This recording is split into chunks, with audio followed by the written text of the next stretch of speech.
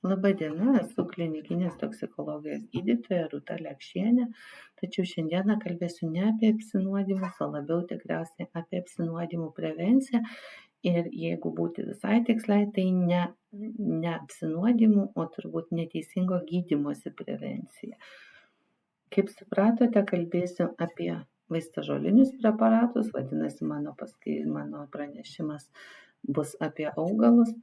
Ir kalbant apie juos, reikėtų prisiminti, atkreipti dėmesį, koks žmonijos santykis su augalais, gydomaisiais augalais, nuo pat tų laikų, iš kurių išlikę tam tikri istoriniai šaltiniai. Tai kaip matome, apie gydymąsi augalais jau yra žinoma, kad mūsų protėviai gydymuisi naudojo augalus. Tai nuo 5000 metų prieš mūsų erą. Tikriausiai tas vyko seniau, bet galbūt nėra tokių aiškių išlikusių istorinių šaltinių. Na ir aišku, ta fitoterapijos tradicijos vystėsi atskirose šalyse su savo įvairiomis atskiromis tradicijomis. Tai yra, žinome, ir kinų medicina, žinome Japonijos liaudies mediciną, Indija naudojo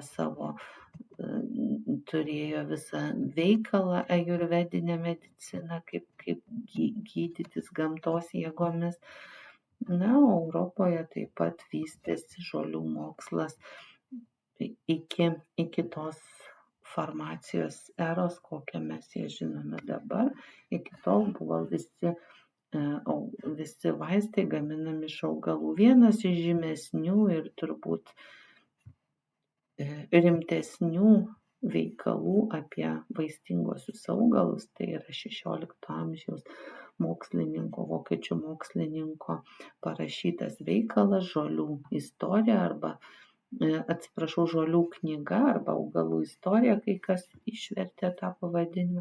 Ten buvo susisteminta daugiau kaip 500 vaistingųjų augalų ir aišku su savom iliustracijom, su aprašytomis gydomosiomis tų augalų savybėmis.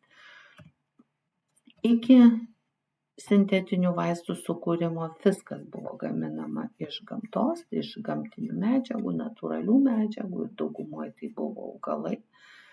Na ir tik tai XIX amžiaus pradžioje iš opiumo išgryninus morfiną atsivėrė nauji farmacijos galimybių keliai.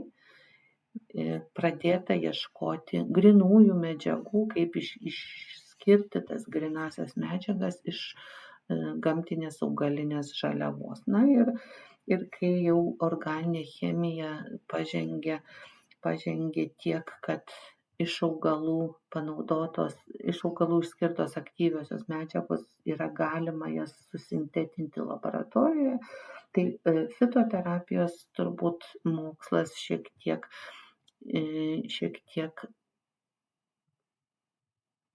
buvo primirštas arba galima sakyti, jisai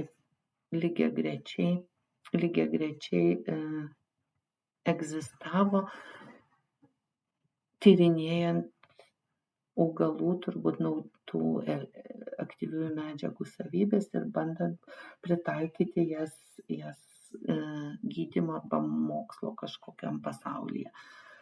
Šiuo metu augalinių preparatų vartojimo tendencijos yra populiarėjančios ir galima sakyti, kad pasaulyje kilo banga susidomėjimo natūraliais maisto produktais, vaistais arba alternatyvaus gydymo banga. Ir čia stebimas yra šitų vaistų rinkos stabilus augimas. Nenuostabu, kad šita rinka klesti besivystančiose šalyse arba šalyse, kuriuose yra mažos gyventojų pajamos ir sveikatos priežiūros paslaugos yra arba sunkiai prieinamos arba neįperkamos.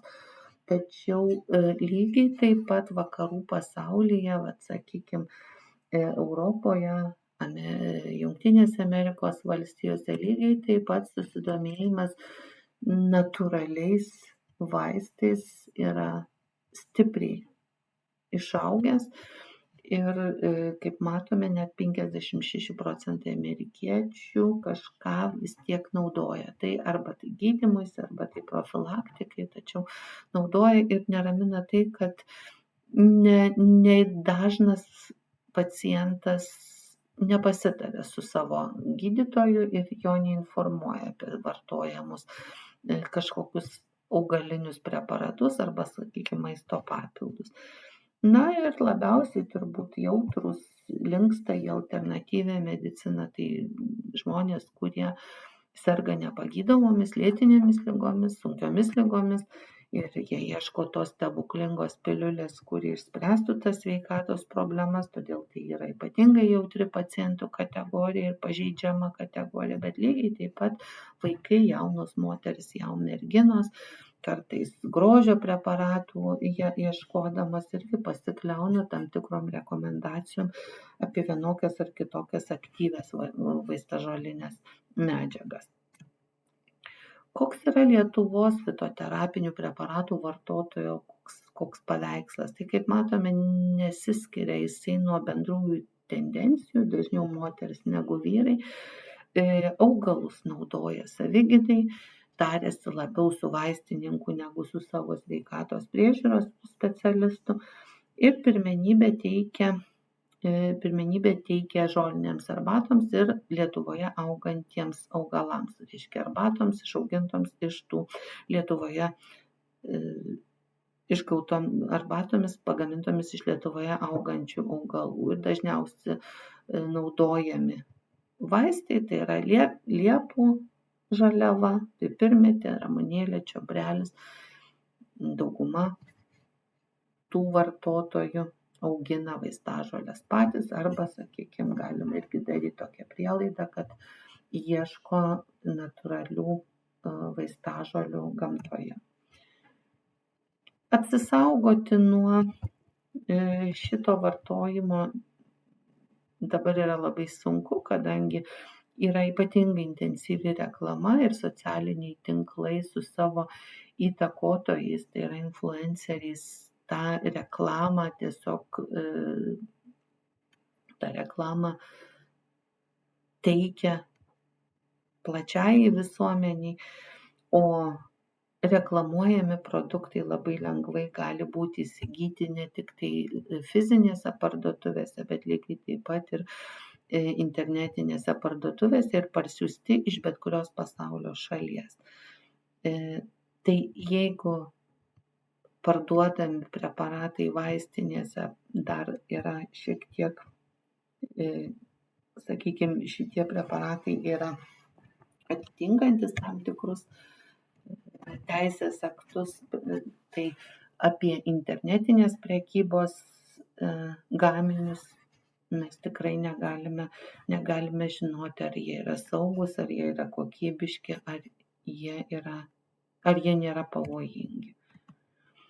Maisto papildas ir vaistas – dvi kategorijos, tačiau kai kalbam apie augalus, tai gali būti tiek maisto papilduose augalinė žaliava, lygiai taip pat ir vaistuose. Tačiau reikia pabrėžti, kad maisto papildas negali būti nei reklamuojamas, nei jo etiketėje negali būti nurodyta, kad jisai naudojamas ligoms gydyti arba ligų profilaktikai. Tai yra įprastiniams fiziologiniams mūsų poreikiams papildyti, sakykime. Jeigu kalbam apie vaistus, tai jau vaistai yra skiriami ligų gydymui arba profilaktikai, kur naudojami atkurti, koreguoti arba modifikuoti žmogaus fiziologinės funkcijas arba diagnozuoti žmogaus ligas.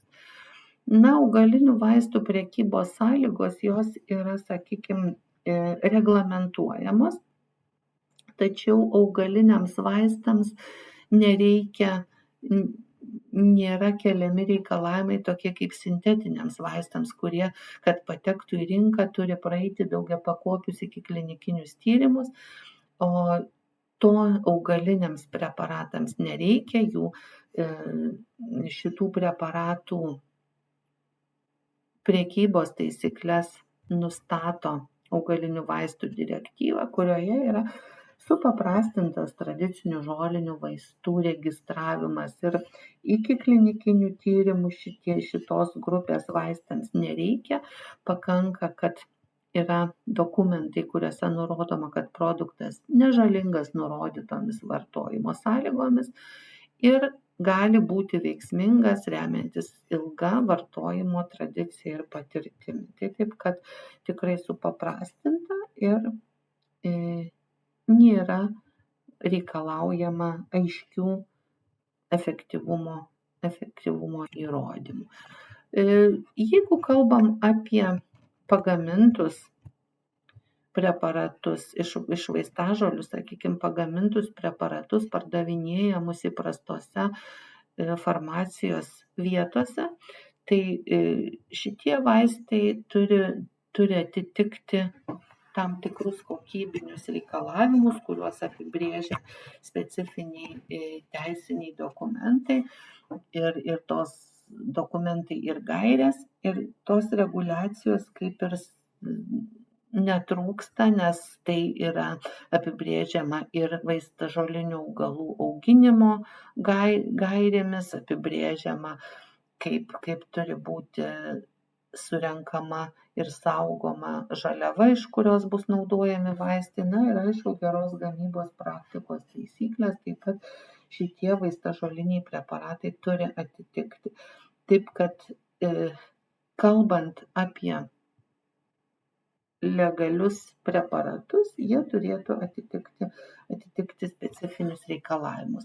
Gaminant iš augalų vaistus turi būti išlaikomos ir labai specifinės būtinosios sąlygos. Tai yra tinkamas augalas atitinkantis botaninį aprašą, augalinėje žaliavoje privalo būti reikalingų cheminių medžiagų, preparate turi būti reikiami veikliųjų medžiagų kiekiai, tai yra nei per dideli, nei per maži, ir vienoda ir tinkama veikliųjų medžiagų sudėtis turi būti užtikrinta visose augalinio preparato pakuotėse. Tai šitas procesas, toksai gamybos procesas, vadinamas standartizacija, ir tik tai tais atvejais, kai iš augalo pagamintas yra kažkoks vaistinis preparatas, praėjęs visas standartizacijos sąlygas, tik tai tais atvejais mes galim sakyti, kad mes žinome, ką vartojame, kokią veiklią medžiagą gauname ir kokį veikliosios medžiagos kiekį suvartosime.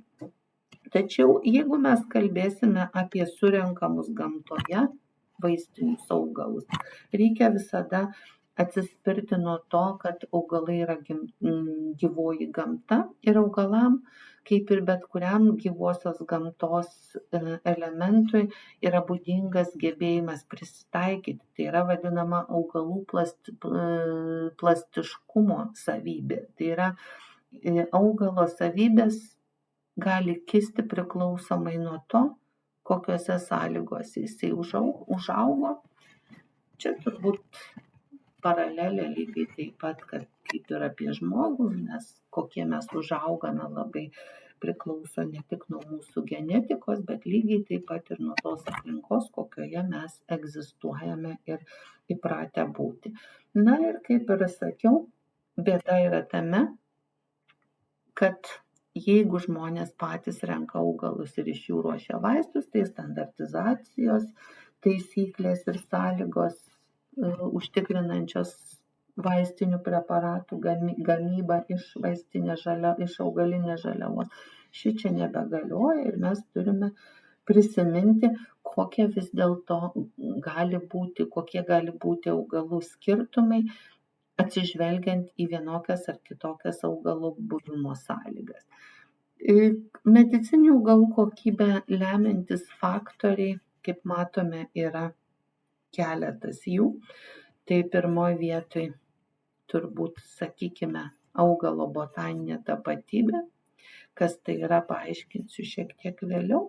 Ir taip pat tam veikia genetiniai faktoriai, ekologiniai, tai yra švara, kokioje užaugęs augalas. Taip pat augalų surinkimo laikas, laikymo sąlygos, ir aplinkos tarša. Taip grįžtant prie to augalo botaninės tapatybės, yra nemažai duomenų apie tai, apie mirtinų faktų, apie mirtinus apsinuodijimus per klaidą, kai vietoj vieno augalo buvo surinkta kito augalo vaistinė medžiaga. Tai štai vaistinė taukė ir rusmenė, pavyzdžiai, kurie savo galbūt įgudusiam specialistui šitie augalai nebus panašus, tačiau tai gali iliustruoti, kaip nesunkiai galima suklysti, jeigu mes nesame dažni lankytojai gyvojoje gamtoje. Tai per klaidą patekus vietoj vaistinės taukės rusmenės lapams, rusmenė turi širdį veikiančių glikozidų, kas gali tikrai būti mirtini apsinuodijimai naudojant. Oleandro lapai vietoj eukaliptų lapų vėlgi tie patys stipriai veikiantis širdį glikozidai. Rusmenė vietoj gysločio, vėl ta pati mano paminėta rusmenė, panašumas turbūt pagal paveikslėlį yra akivaizdus ir ne specialistai, neįgudę gamtininkai tikrai gali suklysti. Iš medicinos, sakykime, nefrologijos srities viena iš tokių istorinių labiausiai nuskambėjusių rezonansinių tokių istorijų, tai yra kiniškų žolių nefropatija. Belgijoje maždaug apie 93-94 metus buvo pastebėta diagnozuota didelis kiekis jaunų moterų inkstų pažeidimas, kuris vėliau tapo lėtiniu, kai kuriom pacientėm išsivystė gyvenimo eigoje ir piktybinis inkstų navikas. Istorija ta, kad visas šias moteris vienijo tai, kad jos vartojo liekninamąją arbatą parsisiųstą iš Kinijos, kinišką fangji, kuri turėjo turėti diuretinį poveikį ir apetitą slopinantį poveikį. Paaiškėjo, kad galbūt dėl kalbos barjero ir klaidos, o galbūt dėl to, kad buvo suklysta su botaninė augalo tapatybė, vietoj Stefanija tetrandra augalo į arbatą pateko raštuotosios kartuolės, tai yra Aristolochia fanghin, kurios veiklioji medžiaga, aristolochinė rūgštis, yra stipriai nefrotoksiška ir kancerogeniška. Ir kaip matom, ne tik Belgijoje, bet ir kitose Europos vietose, o taip pat ir Taivane buvo šitos nefropatijos atvejų. Taip pat garsiausias nuskambėjęs turbūt botaninės tapatybės, augalo botaninės tapatybės klaidos atvejais. Ir štai čia yra pavyzdys, kaip paprasta apsirikti. Vienam paveikslėlėje Stefanija tetrandra, kitoje Aristolochia fanghin. Kadangi žaliavai buvo naudojamos šaknys, matome, kad džiovinta žaliava jos atskirti tikrai yra neįmanoma, mes tiesiog turim pasikliauti gamintojų. Ar galime? Vėlgi klausimas. Genetiniai ir fitocheminiai faktoriai, kurie nulemia augalo gydomąjį efektyvumą ir saugumą. Štai genetika ir selekcija.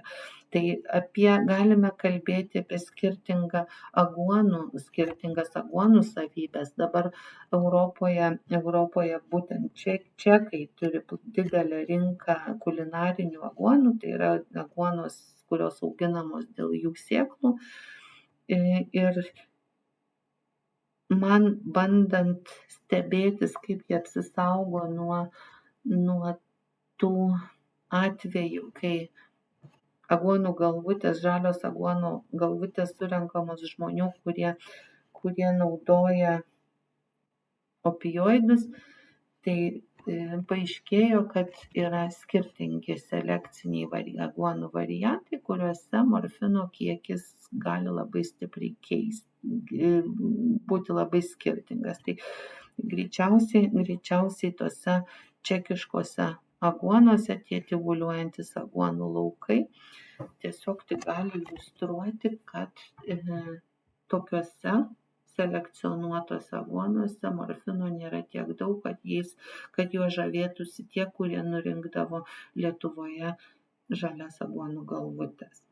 Bet čia irgi su tam tikromis išlygomis, nes literatūra rašo, kad ir čekai susiduria su tam tikromis problemomis, kad aguonos ir ten yra nurenkamos. Chemotipavimas. Ajeras, kaip matom, turi daug chemotipų ir tik vienas chemiotipas neturi nefrotoksiško ir kancerogeniško beta-izosarono. Na, kaip tą atrinkti renkant gamtoje, tikriausiai puikiai suprantate, kad neįmanoma. Tiesiog mes turime apie tai žinoti. Čiobrelio chemiotipai skiriasi vėlgi savo eteriniais aliejais ir jų kiekiais. Štai vienuose čiobreliuose labiau vyraus antibakterinis timolis, kituose gali būti dezinfekcinė medžiaga karvakrolis. Ir tai priklauso vėlgi tie chemiotipai ir tų medžiagų kiekiai nuo to labai, labai skirtingi. Derliaus surinkimo laikas, tai yra kada, kokiam vegetacijos etape vaistinis augalas bus surinktas. Tai paprastasis čiobrelis su karvakrolio chemotipu, jo šitos augalinės aktyvios vaistinės medžiagos turės daugiau po žydėjimo ir rudenį, o pavasarį tas kiekis bus netoks ir žymus.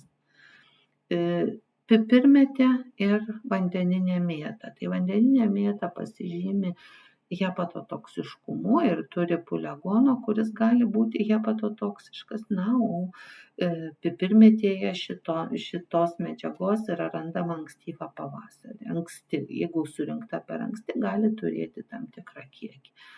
Klimato sąlygų įtaka ir vaistiniams augalų savybėms. Tai čia turbūt nereikia man vardinti visko iš eilės, tačiau tiesiog paralelę paminėti apie vyno gamybą. Mes puikiai žinome, kad iš tų pačių vynuogių, iš to paties vynuogyno skirtingais metais bus pagamintas visiškai skirtingas savybės turintis vynas ir vyndariai tą puikiai žino.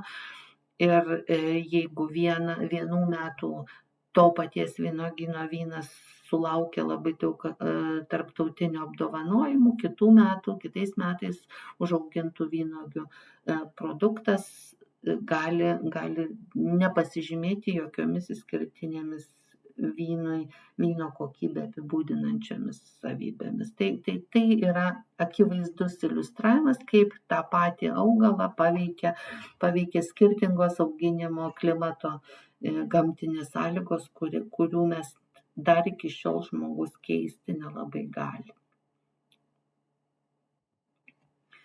Lygiai taip pat derliaus laikymo, augalų laikymo sąlygos po derliaus nuėmimo. Tai čia gali būti tiek nepageidaujamas fermentinis aktyvumas atsirasti laikant, kai vienos medžiagos išnyksta, išgaruoja arba susidaro jų vietoje kažkokios, sakykime, kitos stabilesni junginiai, kurie gali būti toksiškesni. Na ir lygiai taip pat iš tos pačios mūsų bendrosios patirties žinom, kad kartais fermento aktyvumas po surinkimo lemia vienokias ar kitokias produkto savybės.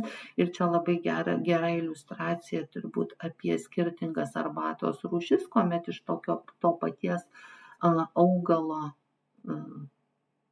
lapų gali būti pagaminamos visiškai skirtingos arbatos rūšys priklausomai nuo tų lapų fermentavimo sąlygų. Tai čia turbūt būtų pavyzdys, kaip keičiasi skoninės savybės, o lygiai taip pat mes galim suprasti, kad pakinta kartais ir tos vadinamos efektyvumo ar vaistinio efektyvumo savybės. Žaliavos užterštumas. Tai vėlgi, kalbant apie tai, jeigu žmonės renka augalus patys, tai visada turi įsivertinti, kur renka. Tai tikrai, jeigu nutolusiuose nuo kažkokių pramonės objektų ar sakykime, labai jau tyroje gamtos aplinkoje mes surenkami augalai, tai neturės didelės pavojingos taršos. Jeigu rinksite augalus šalia Jonavos azoto, be abejo, turbūt daugiau pavojų negu naudos iš tų augalų galima tikėtis. Ir aišku, bakterinis užterštumas, grybelinis užterštumas, ar mes galime nuo to apsisaugoti medžiagos netikrinant, tai tikriausiai ne.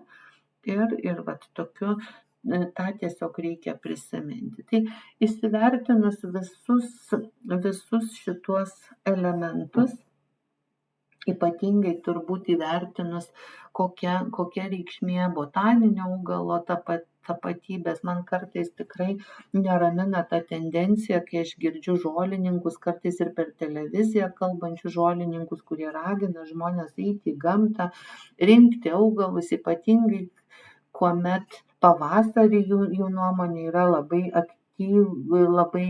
augalai aktyvūs ir turintys daug aktyviųjų medžiagų ir tuo būdu galinčių turėti labai didelę teigiamą įtaką žmogaus sveikatai. Tai noriu tiesiog tik pabrėžti, kad šita tendencija kviesti visus į laukus pasirinkti žolių yra labai neraminanti, todėl kad mes tikrai nesunkiai galime supainioti augalus, ypatingai šiais laikais, kai žmonės nuo gamtos yra atitrūkę ir gebėjimai atpažinti vieną ar kitą augalą daugiau yra naudojantis savo mobiliaisiais telefonais ir įvairiomis programėlėmis. Tai tas neramina ir vis dėlto, jeigu noras yra gydytis vaistiniais augalais, juos reikėtų pirkti vaistinėse, kur žaliava surinkta specialistų ir yra patikrinta. Kalbant apie užterštumą, negalėčiau nepaminėti kitokio užterštumo. Tai ne tas vadinamas užterštumas, kuris kyla gamtoje, bet kartais užterštumas, kai į vienokią ar kitokią žaliavą patenka visiškai kitos cheminės medžiagos ir kartais į tuos pačius augalinius preparatus patenka tyčia tenai įdėtos cheminiai vaistai, kad sustiprinti pageidaujamas to preparato savybės, taip praplečiant ir tiesiog paskatinant pirkimą šito preparato. Tai vienas iš tokių pavyzdžių, johimbino preparatuose, johimbinas naudotas kaip seksualinę erektilinę funkciją gerinantis preparatas, augalinis preparatas. Ir būtent šituose papilduose buvo aptikta, kad iš kai kurių gamintojų, iš nepatikimų gamintojų, tose partijose buvo aptinkama fosfodiesterasės 5 inhibitoriaus, mums pažįstamo Viagros pavadinimu, būtent šito preparato pavadinimu. Smegenų funkciją gerinantys augaliniai preparatai, kuomet patikrinti, buvo juose rasta tiek augalo kratom, tiek kanabidijolio ir aišku net ir tokių kaip levodopos arba piracetamo, tai yra atskiros cheminės, jau nieko bendro su augalais neturinčios medžiagos, jos tiesiog pagamintos laboratorijoje. Preparatai lieknėjimui. Puikiai prisimenam dar turbūt atvejį, kai mūsų šokėja, sportinių šokių šokėja patikrinta dėl dopingo, jos organizme rasta draudžiamos medžiagos,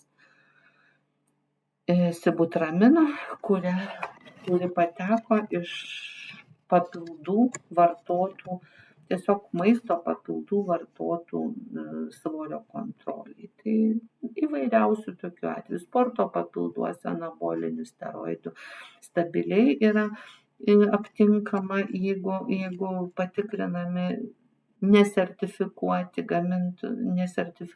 preparatai. Tai taip, kad tos rizikos vėlgi jos išlieka ir perkant preparatus parduotuvėse. Taigi augalinių vaistų ir maisto papildų ta rizika jinai susideda iš labai daug įvairių komponentų. Tai mes matom, kad ir gamybos proceso įtaka, ir neįvertinamas žaliavos veikliųjų junginių stabilumas.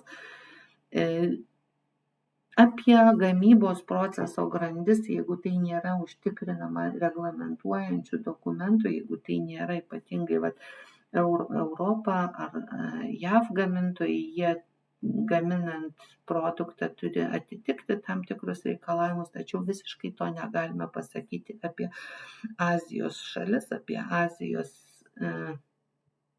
rinkai skirtus papildus, tai tas yra pavojus. Na ir papildai, nepamirškim, kad ajurvediniai papildai, jie ne tik tai kaip šalutinė tarša, juose gali būti sunkiųjų metalų, bet kartais pagal ajurvedinius gydymo tradicijas maži kiekiai sunkiųjų metalų yra naudojami jau kaip tikint gydomosiomis tam tikromis šitų metalų savybėmis. Tai tuose papilduose dažniausiai būna aptinkama sunkiųjų metalų ir todėl reikėtų labai atsargiai vertinti gydymąsi būtent šitos kultūrinės tradicijos vaistais ar naudoti jų papildus. Tai jeigu mes net ir, sakykime, peržvelgiam, kad augalus rinktis patiems yra ne visai racionalu dėl to, kad mes negalime tikėtis visada vienodų tų augalų gydomųjų savybių. Tačiau net ir kalbant apie įprastose vaistų pardavimo vietose pirktus vaistus, nėra atmetamos ir galimos tokios įprastinės rizikos. Tai tas pats, ką mes galėtumėm priskirti ir įprastinių vaistų vartojimui. Tai vienas iš tokių, kad gali sukelti alerginės, toksinės ar mutageninės reakcijas, galimi, sakykime, nepageidaujami reiškiniai, kurie susiję su farmakologiniu poveikiu, tai būtent tokie kaip imunomoduliatoriai, augalai, kurie skirti sustiprinti imuniniai sistemai, kartais visai nėra šitas poveikis tinkamas ir reikalingas pacientam, kurie serga autoimuninėmis ligomis arba kurie yra gydomi stipriais imuninę sistemą moduliuojančiais vaistais. Tai tikrai tas poveikis, sakykime, stiprinti imuninę sistemą kartais gali būti visai nepageidaujamas, nežiūrint to, kad augalas veikia. Na ir sąveikos visada žinom, kad būtina įsivertinti galimas sąveikas tiek augalų tarpusavyje, tiek sąveikas su kitais vartojamais vaistais. Apie maisto papilduose arba maisto papilduose naudojamų augalų saugą ir poveikį žmogaus organizmui nėra pakankamai informacijos, todėl kad trūksta tų klinikinių randomizuotų tyrimų su, sakykime, papildai iš vis nepatenka į šitų tyrimų, į šitų tyrinėjimų ratą. Na ir su vaistažolių preparatais taip pat klinikinių tyrimų nėra pakankamai, todėl mes negalim sakyti, kad įrodymais grįsta medicina teigia vienokio ar kitokio vaistinio augalo, tiesiog įrodo vienokio ar kitokio vaistinio augalo efektyvumą. Na, o esami publikuoti tyrimai ar šaltiniai visada reikia pažiūrėti, kur yra publikuoti. Ir jeigu tai mes kalbam apie Kiniją, kitas Azijos šalis, tai tų šaltinių patikimumas irgi ne visada yra stiprus. Šiek tiek apie specifines augalų savybės pažeisti vienus ar kitus organus, tai čia matom pirolizidino alkaloidų turinčių augalų sąrašiuką. Augalai, kurie hepatotoksiški. Tai reikia turėti omenyje, kad net ir tokie nekalti, mums pažįstami pavadinimai kaip agurklė, kalpokė, šalpusnis, turi šitų pirolizidinų ir gydyti savo nuožiūrą šitais augalais, ypatingai ilgą laiką gydytis, tai yra labai pavojinga.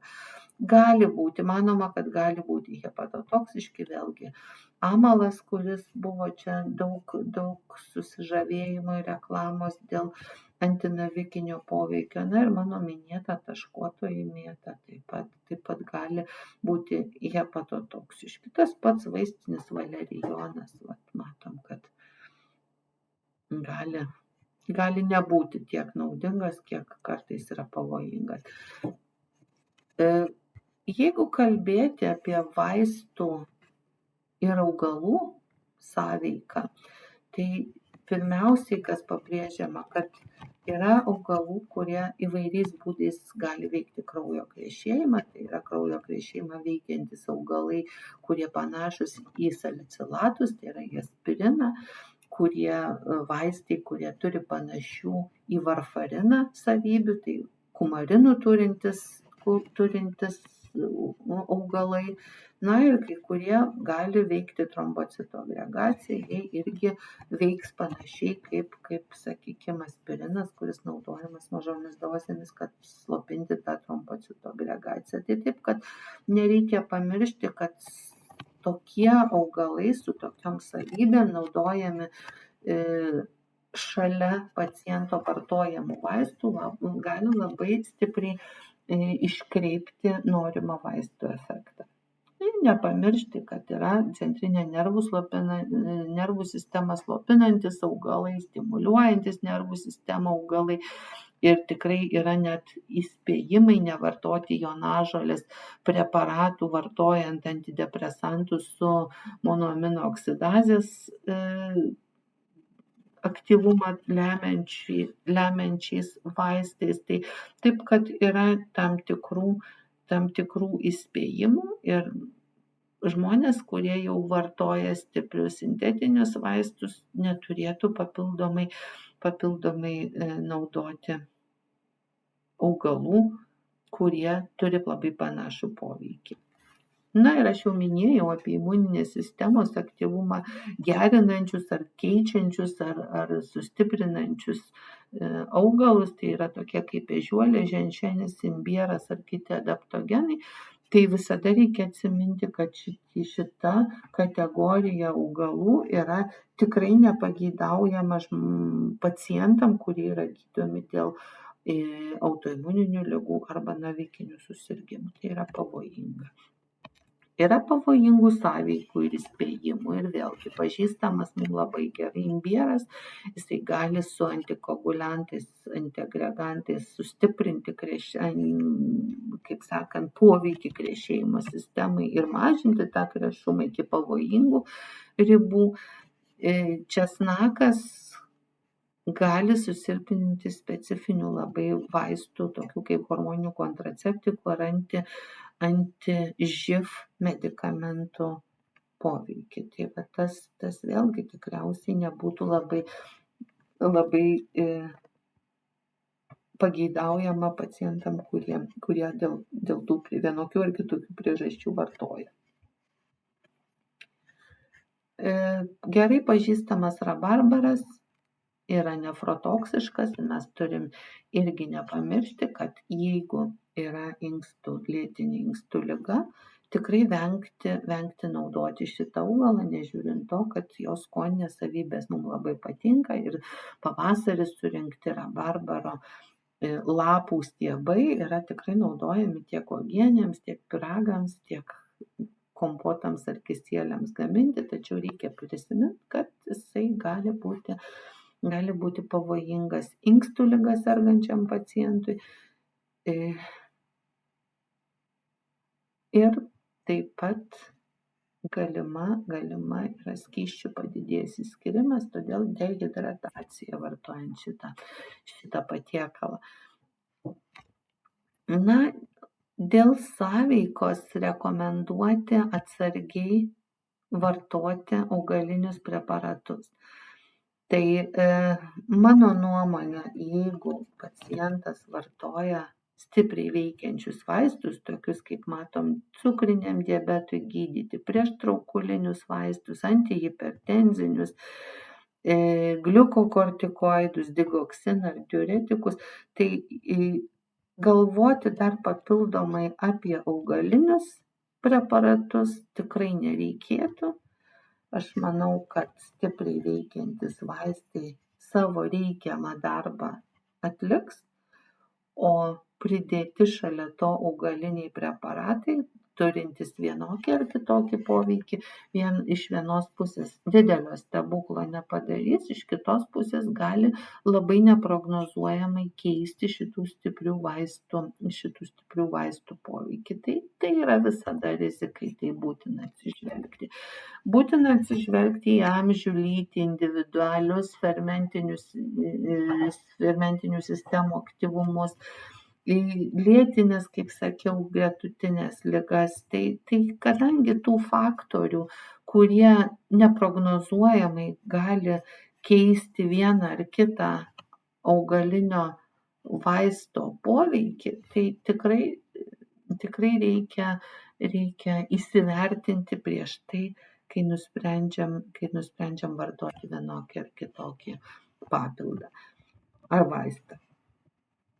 Ir atsargumo priemonės, tai jau čia kartojuosi, į ką reikėtų atkreipti dėmesį, bet taisyklė numeris 1 turėtų būti, kad jeigu žmogui yra numatoma kažkokia tai planinė operacija, 2 savaitės iki operacijos nutraukti bet kokių papildų ar bet kokių vaistažolių naudojimą. Ir visai nepriklausomai nuo to, kokį tą poveikį tos vaistažolės turi, tačiau, kadangi, kaip minėjau, niekada nežinai, kaip organizmas, kokių sąveikų mes galime tikėtis arba kokias gali išprovokuoti. Tai čia yra taisyklė numeris 1, prieš planinę operaciją nutraukti vartoti bet kokius papildus ar vaistažolinius vaistus. Ir aišku, nepamiršti, kad visada pasitarti su sveikatos priežiūros specialistu, tai yra konkrečiai su savo gydančiu gydytoju, jis turi žinoti, ką jūsų abejonės, dvejonės ir galbūt gydytojui pavyktų kvalifikuotai sklaidyti jūsų kažkokį apsisprendimą ar abejonės, ir tą reikėtų tikrai pasakyti. Na ir pabaigai norėčiau atkreipti dėmesį tam tikras madas, tai čia tik toli gražu ne papildo reklama, aš norėjau tiesiog tik iliustruoti, kaip kartais atrodo tam tikros papildų rinkos. Štai šitoj, atsiprašau už smulkų tekstą, jūs tikrai neprivalote jo skaityti, tačiau čia matome papildą, kuriame yra 78 veikliosios medžiagos. Čia jos visos yra išvardintos, netilpo man padaryti ekrano nuotraukos su šitų veikliųjų medžiagų procentinėmis koncentracijomis, tai kai kurios ten 2000% paros rekomenduojamos normos, nelabai suprantama, kodėl tas yra gerai, bet net ir nežvelgiant į tuos procentus, galvojant visiškai racionaliai, 78 skirtingi cheminiai junginiai, aktyvios medžiagos, kai kurios, sakykime, gali būti ir visai neveiksmingos, neaktyvios, tačiau kaip mes galime prognozuoti sąveiką tokiame kokteilyje esančių medžiagų, jeigu aš minėjau, kad net ir vartojant po vieną ar kitą papildą, mums gali išsikreipti normali organizmo funkcijų pusiausvyra. Tai visada reikia labai kritiškai vertinti, kas yra siūloma, ir tiesiog suprasti, kad vienu metu galime vartoti vieną labai aiškiai apibrėžtą medžiagą, kad žinotumėm, ar ji keičia mūsų organizmo funkcijas, ar jie tiesiog nieko neveikia. Tai reikia labai kritiškai vertinti. Labai kritiškai siūlau taip pat vertinti tam tikrus tinklapius, tai yra tokius štai kur liaudies medicina, liaudies išmintis pataria LT. Be abejo, yra visokių ir tradiciniai mūsų liaudies medicinai žinomų receptų šitam tinklapį, tačiau labai daug ir pavojingos klaidinančios informacijos, todėl aš labiau siūlyčiau vis dėlto pasitikėti medicininę literatūrą, kurioje susisteminti duomenis iš patikimų šaltinių, o visų tokių alternatyviųjų šaltinių duomenis vertinti labai kritiškai ir nepasitikėti šitą informaciją, kuri yra kartais net ir labai brukama intensyviai. Pasitikrinti dėl vitaminų ar papildų sąveikos labai neblogas tinklapis vetmd.com vitamins ir čia galima anglų, aišku, kalba naudojamas šaltinis, tai galima pasitikrinti įvairių papildų sąveikas. Tai tikrai tokios galimybės yra ir siūlau visada rinktis patikimą informaciją. Kągi, ir pabaigai, prieš tai, kai baigsiu savo pranešimą, noriu atkreipti dėmesį, ką profesorius Limas Kupčinskas labai gražiai pasakė apie papildus, kadangi gastroenterologai ne vieną atvejį turėjo iš papildų sukeltų sveikatos problemų, tai labai gražiai apibrėžia, kad maisto papildai tikrai nėra trąšos ir mums stebuklų kažkokių nepadarys, todėl nei patys vartokime, nei siūlykime savo pacientam, dėl to, kad jų nauda nėra įrodyta, o žala kartais yra įvairių specialistų matoma. Taigi ačiū Jums už dėmesį ir viso geriausio.